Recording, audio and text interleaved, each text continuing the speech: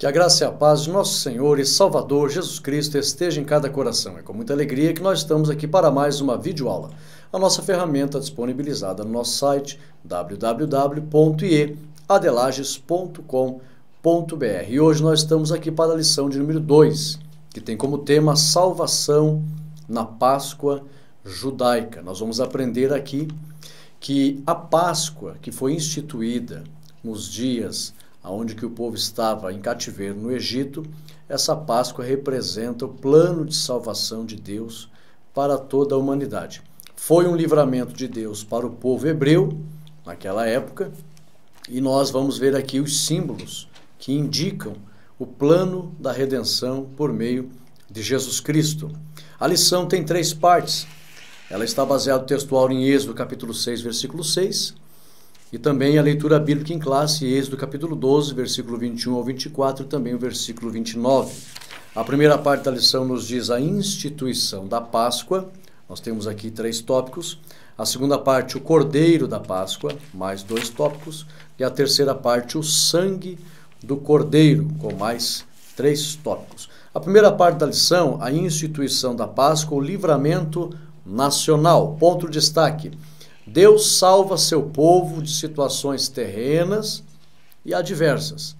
Isso serve de indicativo em relação à vida eterna. Ou seja, todo o livramento que Deus proporcionou ao seu povo no mundo antigo não era apenas um livramento terreno, mas uma indicação de um projeto de redenção eterna. Ok? Subsídio teológico: na história de povos cativos, não se ouviu falar de uma libertação de escravos maior que o episódio do Êxodo relatado na Bíblia. Mais de 2 milhões de hebreus foram libertados. A Bíblia fala de 600 mil homens que foram contados, fora esposas, crianças e velhos, conforme Êxodo 12, 37. Apenas os homens acima de 20 anos eram contados como aptos para a batalha. Foi tão grande esse livramento que o próprio Deus pediu para que o povo nunca esquecesse desse grande livramento, comemorando todos os anos essa libertação com a festa da Páscoa, conforme Êxodo 12 e 27. Ou seja, na história de povos cativos no mundo, não existe maior libertação de escravos do que o episódio do Êxodo relatado pela Bíblia. Aproximadamente mais de 2 milhões de escravos foram libertos neste episódio. Nós vimos aqui uma grande libertação de todo um povo. Essa libertação foi um livramento da parte de Deus. Tal foi esse livramento que o próprio Deus pediu: vocês lembrem, sejam gratos por isso. Lembrem de fazer a comemoração todos os anos.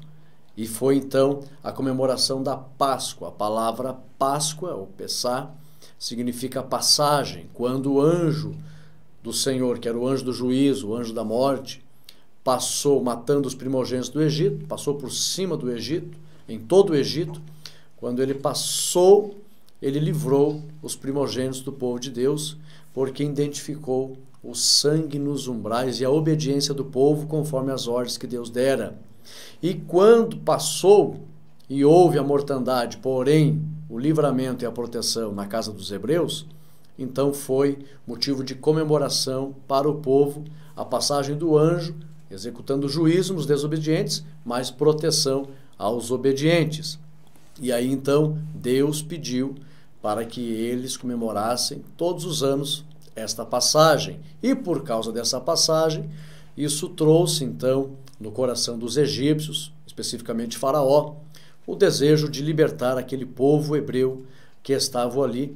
E é claro que na ótica dos egípcios, o povo era uma pedra de tropeço, porque por causa daquele povo e o Deus daquele povo estava sobrevindo muita maldição ou muito juízo sobre o Egito. Então eles libertaram o povo, os egípcios libertaram os hebreus, conhecido de todos, e aí então houve uma grande comemoração da parte do povo de Deus por esta libertação.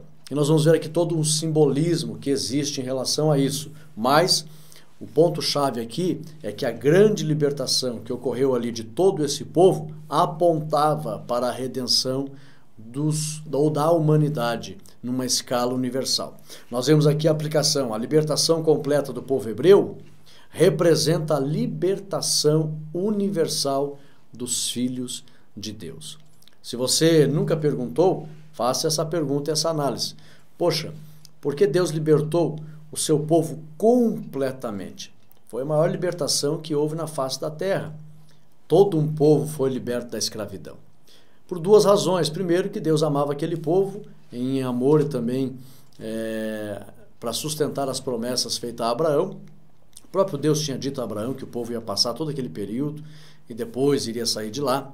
Então, em amor a Abraão e amor ao seu povo, Deus libertou aquele povo, mas também para mostrar ao mundo que Deus tinha um projeto de redenção para toda a humanidade.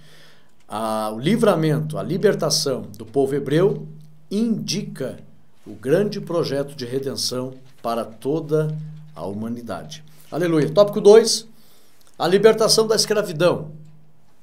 Ponto de destaque, Deus sempre dará fim à opressão que vem contra o seu povo. Deus é o maior interessado em colocar fim na opressão que vem sobre o seu povo.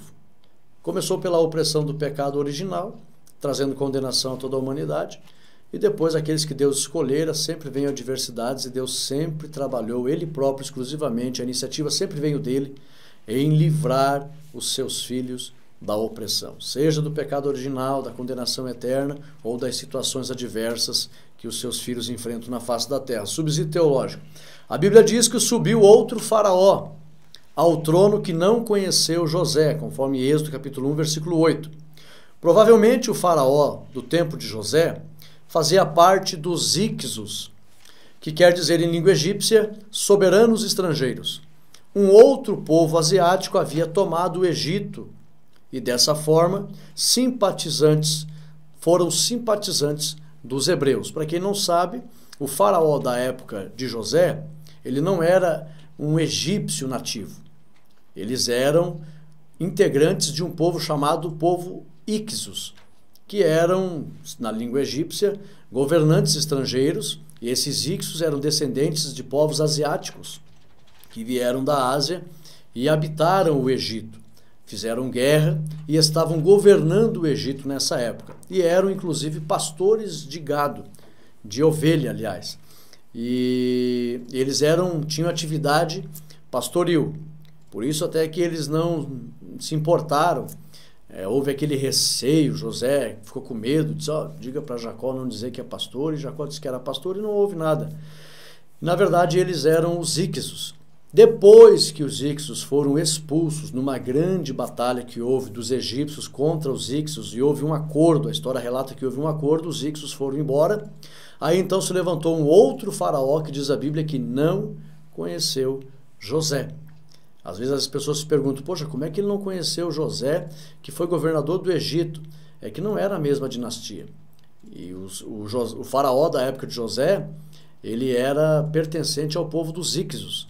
E quando os Ixos saíram do Egito, então os nativos egípcios, da dinastia egípcia, se levantou outro faraó genuinamente, legitimamente egípcio, e aí então esse não conheceu José e começou a oprimir o povo hebreu, colocando eles como escravos. E naquela época o povo que era escravo não tinha liberdade para nada, nem para adorar aos seus deuses ou o seu Deus. Foi o caso dos hebreus, o Senhor Jeová.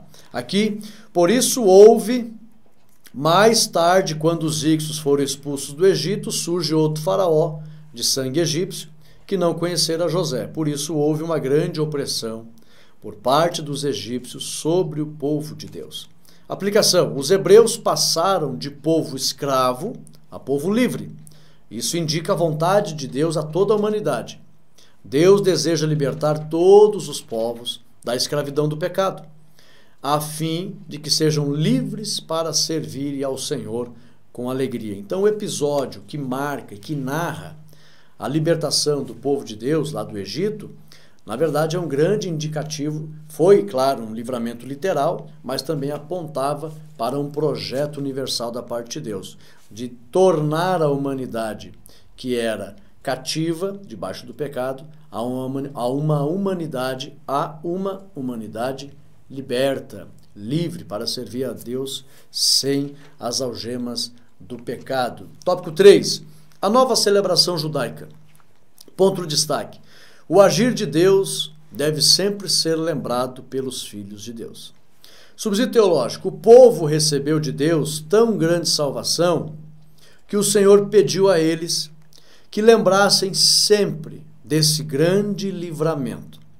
O fato de Deus ter pedido a eles para celebrarem a festa da Páscoa anualmente indica que Deus estava requerendo dos seus filhos que estes fossem perpetuamente gratos a Deus por tão grande salvação. Por que Deus pediu? Comemorem essa festa perpetuamente, todos os anos. Deus estava requerendo gratidão. Tamanha foi a bênção que eles receberam da parte de Deus, aonde Deus fez com que eles deixassem de ser escravos, que eles deveriam ser gratos a Deus. Isso fica para nós a mensagem de que o nosso Deus, ele espera ver dos seus filhos a gratidão. Hoje nós fomos libertos. Nós, espiritualmente falando, estamos, no Egito, morando em terra estrangeira, porque a nossa pátria é celestial. E só que, apesar de estarmos aqui, nós não somos escravos. Nós somos libertos do poder do pecado, não das mãos dos egípcios. Eu estive lá no Egito e hoje não existe a escravidão no Egito. Hoje lá tem uma democracia. Hoje os habitantes do Egito, eles são muçulmanos, adeptos ao islamismo. O islamismo é um sistema político e a religião é a muçulmana. E eles não têm assim essa visão de escravizar as pessoas. Mas, espiritualmente falando, existe aí um senhor chamado pecado, que escraviza milhões de pessoas, e o Senhor Jesus já nos libertou da escravidão do pecado. E nós hoje somos libertos e devemos celebrar a Deus por essa libertação, porque quem promoveu essa libertação foi o Senhor. E Ele requer dos seus filhos gratidão. É por isso que nós nos reunimos semanalmente na igreja para celebrar, para cultuar, para festejar, para alegrar-nos diante do Senhor devido a tão grande salvação. Aplicação. Devemos constantemente celebrar ao Senhor por tão grande salvação e demonstrar nossa eterna gratidão ao Senhor. Deus deseja que sejamos gratos. Por isso, Ele pede que o seu povo lembre-se anualmente da passagem, da Páscoa, do anjo do Senhor que trouxe juízo aos egípcios e proteção aos hebreus, conforme Êxodo 12 e 27. Então Deus pede gratidão diária, na verdade não é anual, é uma gratidão diária. O fato da Bíblia pedir anualmente, isso indica a constância, a permanência da gratidão no coração dos filhos de Deus. Segunda parte, o Cordeiro da Páscoa. Então nós estamos vendo aqui todo o simbolismo e o indicativo dessas, ou que esses episódios representavam e representam, concernente aos propósitos de redenção da parte de Deus. Primeiro tópico, o Cordeiro no Antigo Testamento. Ponto de destaque. O Cordeiro no Antigo Testamento servia como um substituto. Preste atenção. Deus, subsídio teológico, exigia sacrifícios de animais para que a humanidade pudesse receber perdão dos seus pecados, conforme Levítico 4:35 e 5:10. Quando Adão e Eva pecaram, animais foram mortos, ou um animal foi morto. Alguns dizem que foi 2 animais, um para vestir Adão, outro para vestir Eva, outros dizem que foi um, não importa. Um animal foi morto por Deus para providenciar vestimentas para eles, conforme Gênesis 3:21. Caim e Abel trouxeram ofertas ao Senhor também. A de Caim foi inaceitável porque ele trouxe frutas que não eram concernente ao costume da época. Segundo Deus, a Bíblia mesmo menciona, não era o melhor, não era uma oferta escolhida como a oferta de Abel, que escolheu o melhor. Então houve um certo relapso da parte da oferta de Caim, enquanto que Abel foi aceitável, porque ele trouxe das primícias. Quando fala de primícia, fala daquilo que, não só do primeiro, ou do mais bonito, mas do mais forte, do mais caro. No caso dos animais, era o melhor mesmo, e não deveria ser diferente com as frutas. O melhor do rebanho e da gordura, conforme Gênesis 4, 4 e 5. Depois que o dilúvio recuou, Noé sacrificou também animais a Deus. Então, o sacrifício de animal era uma coisa que era uma prática dos filhos de Deus desde a antiguidade. Isso, Adão, quando viu Deus matar o animal para fazer roupas, vestes para eles, quando eles foram expulsos do jardim, eles continuaram sacrificando ao Senhor como oferta. As ofertas no mundo antigo geralmente estavam relacionadas à gratidão e também a pedidos de misericórdia. Deus ordenou que Abraão sacrificasse seu filho. Abraão obedeceu a Deus, mas quando Abraão estava prestes a sacrificar Isaque, Deus interviu e providenciou um carneiro para morrer no lugar de Isaque, conforme Gênesis 22, 10 ao 13. Em resumo, os sacrifícios de animais foram ordenados por Deus para que tal pessoa pudesse experimentar o perdão dos pecados. O animal servia como um substituto. Quer dizer, o animal morreu no lugar do pecador. Quando o pecador, que deveria cuidar do animal desde pequeno, o melhor, ele criava um vínculo com o animal. Quando o animal era degolado na frente do pecador, o sacerdote fazendo aquilo, vinha no coração do pecador um sentimento de contrição. E ele chegava à seguinte conclusão: era para eu estar no lugar desse animalzinho, que está morrendo injustamente. Eu cuidei dele com carinho, cuidei dele com amor, ele não merecia estar ali, mas foi provido como um substituto em meu lugar. Era eu que era para estar morrendo ali. Ele ficava tão contrito com aquilo que ele sentia desejo no seu coração de não pecar mais. Ele sentia o desejo no seu coração. E o sangue que caía na terra, nós vamos ver mais à frente o significado disso. Mas o animal era um substituto. A pessoa que estava vendo o animal morrer, caía em si. Era para o meu pescoço, tá naquela faca, e Deus proveu um substituto. Então Deus me deu uma chance. E a pessoa saía dali com o desejo de não pecar. Ok? Vamos lá, o animal serviu como substituto. Aplicação. Deus, olha só, usou de misericórdia para com os homens da antiguidade, pois substituiu o homem por um animal, a fim de que os homens não perdessem a salvação e se arrependessem. Ok? Vamos lá? Tópico 2. Jesus, o verdadeiro Cordeiro Pascal. Ponto de destaque. O sangue inocente de Cristo cobriu a culpa da humanidade. Subsídio teológico. O sacrifício de animais terminou porque Jesus Cristo foi o sacrifício supremo. João Batista confirmou isso quando o viu pela primeira vez e disse: eis o Cordeiro de Deus que tira o pecado do mundo, conforme João 1 e 29.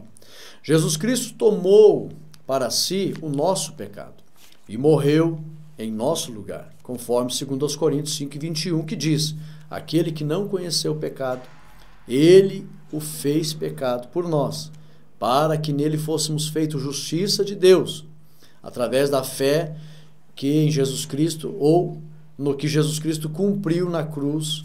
Qualquer pessoa pode receber perdão. Através de fé no que Jesus Cristo cumpriu na cruz, qualquer pessoa pode receber perdão. Aplicação: Cristo é a nossa Páscoa eternamente. Amém.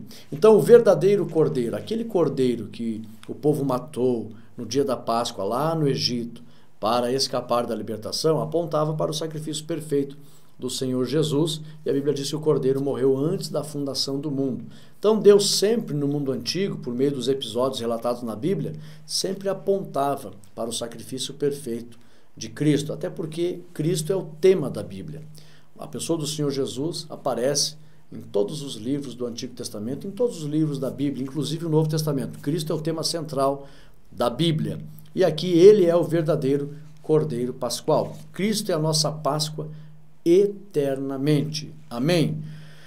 Terceira parte, o sangue do cordeiro. Vamos entender algo em relação ao sangue aqui. Significado do sangue, ponto de destaque. Sangue é vida. Talvez você nunca ouviu o que você vai ouvir agora, presta atenção. Subsídio teológico. Ao contrário do que muitos pensam, o sangue não era símbolo de morte, mas de vida. Por quê? Quando Deus presenciava a vida sendo derramada na terra, ele fazia com que a vida do pecador permanecesse. Ou seja, a vida que estava no sangue do animal, que era derramado na terra, mostrava a Deus a importância da permanência da vida do pecador.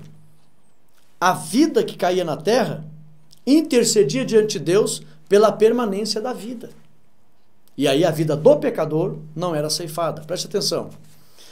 Sendo derramada na terra, fazia com que a vida do pecador permanecesse, pois um clamor pela vida estava sendo feito com a própria vida que no sacrifício era derramada.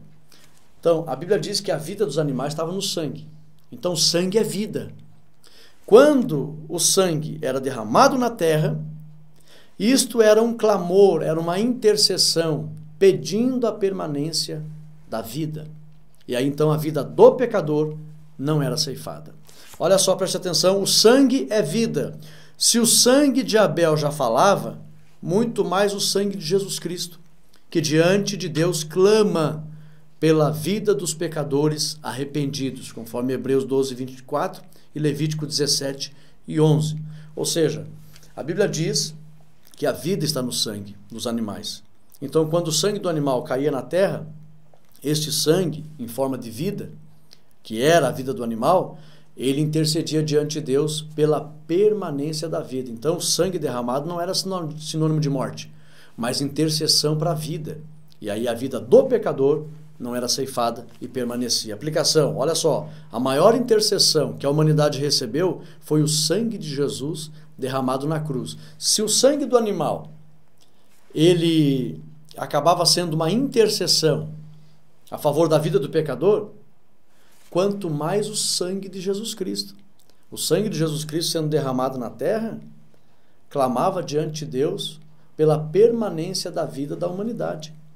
E todo aquele que crê na pessoa do Senhor Jesus, o sangue de Jesus Cristo, ele faz expiação e intercede por essa pessoa, ao ponto dessa pessoa escapar da condenação. A aplicação, a maior intercessão que a humanidade recebeu foi o sangue de Jesus derramado na cruz. Eu vou repetir aqui, talvez alguém não tenha entendido, preste bem atenção. Ao contrário do que muitos pensam, o sangue não era símbolo de morte, mas de vida.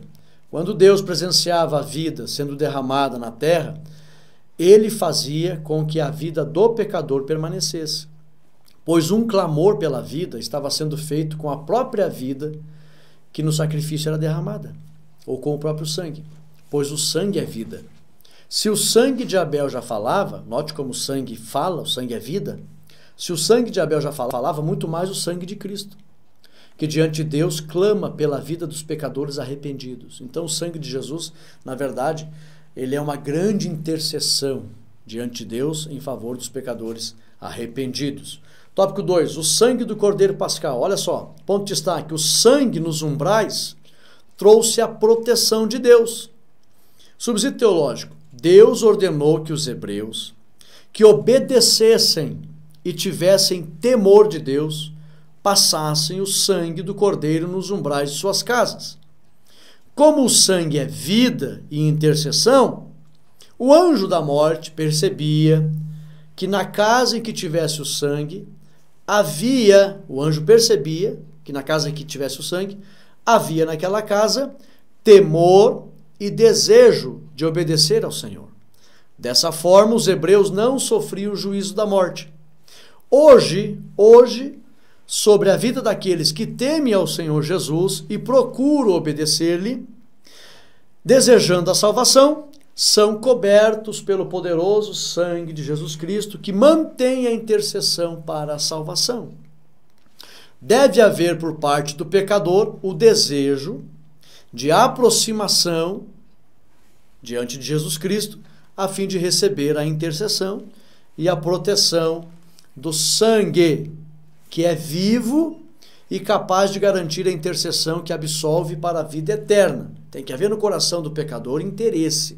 Olha só, assim como houve o interesse dos hebreus em se esforçar para preparar um animal e adquirir o sangue desse animal para passar nas portas e receber a intercessão para a permanência da vida, deve haver o interesse do pecador em se aproximar de Cristo e o seu poderoso sangue que nos cobre para a salvação eterna. Deve haver o mesmo interesse. Houve um esforço no coração dos hebreus daquele dia em preparar o animal, em obedecer a Deus, houve temor, houve vontade de obedecer a Deus, houve vontade de estar diante do Senhor, houve todo um trabalho, sacrificar o animal, passar o sangue, e quando o anjo passava, o anjo percebia, nessa casa tem pessoas que temem, tem pessoas que obedecem e tem pessoas que confiam.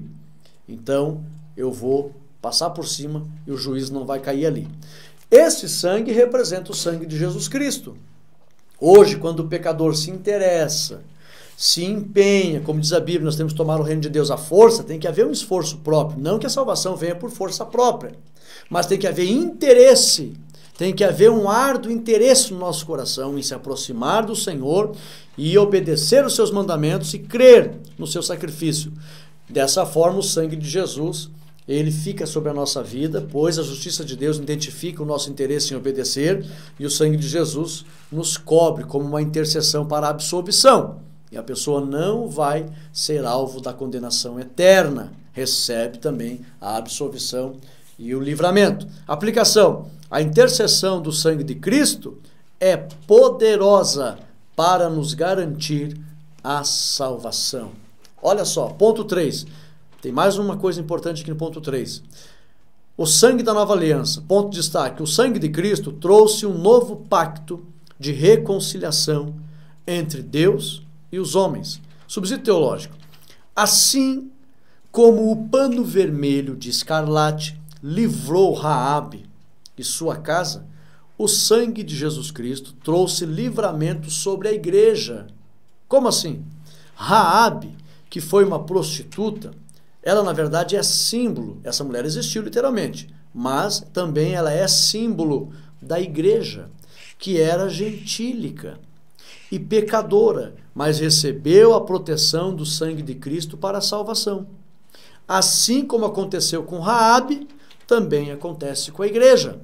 Assim como houve aliança de vida entre Raabe e Josué por causa do pano vermelho, existe uma aliança de vida entre a igreja e Jesus Cristo por causa do seu sangue. Aleluia! Conforme Josué 6 e 25. Aplicação: bem-aventurados que lavam suas vestes no sangue do Cordeiro, conforme Apocalipse 22 e 14. Aleluia! Então, todo esse cenário de episódios, fatos e acontecimentos que ocorreram na libertação do povo hebreu lá no Egito da escravidão, e isso foi um grande livramento da parte de Deus para os dias daquela época, mas também um grande indicativo do plano de redenção da parte do Senhor. E nós comemoramos, Cristo, a nossa Páscoa, comemoramos diariamente pela absolvição, pela proteção, pelo seu sangue, por ele ter tomado o nosso lugar, por ele ser o Cordeiro Pascual, por ele ser o Cordeiro que tira o pecado do mundo, por ele ser o nosso grande intercessor e nos garantir a libertação eterna e a alegria eterna. Nós louvamos ao Senhor Jesus, Cristo, nossa Páscoa, merece toda a nossa celebração eternamente. Aleluia! A nossa conclusão nos diz assim: a Páscoa para os judeus é a memória da ação salvadora de Deus. Para nós, os cristãos, é a recordação da ação redentora de Jesus em favor da humanidade. Cristo é a nossa verdadeira Páscoa, o Cordeiro único e o sumo sacerdote por excelência. Seu sacrifício foi definitivo e completo. Por isso, ao lermos sobre a Páscoa, devemos celebrar a nova aliança manifesta em Jesus Cristo. Hoje somos filhos de Deus, mediante a nova e perfeita aliança no sangue do Cordeiro que tira o pecado do mundo. Sangue é vida, vida é intercessão, intercessão pela permanência da vida. Qual vida? A vida dos pecadores. E o sangue de Cristo é a intercessão sublime sobre a nossa vida, nós pecadores arrependidos. Esteja sempre diante do Senhor, arrependido, e o sangue de Jesus Cristo estará nos cobrindo para nos dar a salvação. Guarde bem esta mensagem, deixa o teu ok, compartilhe esse vídeo, seja um evangelista nos meios de comunicação e esteja domingo na igreja para aprender a lição de número 2.